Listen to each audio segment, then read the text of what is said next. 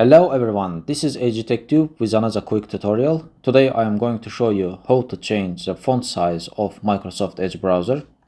So open the Edge browser and press three dots on the top of right corner of the screen. Press Settings. On the left side, go to Appearance menu and scroll all the way down to bottom till you see the Fonts tab. Okay. As you can see, your font preferences may only work on some websites, so it will work only on supported websites.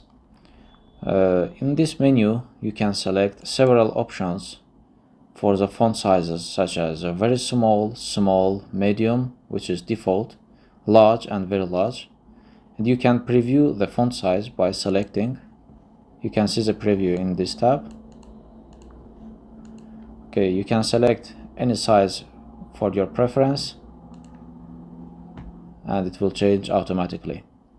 So this is a pretty straightforward process, guys. As always, thank you guys for watching the video. Please subscribe to my channel if you wish to see more of such content. I'm looking forward to catch you in my next videos.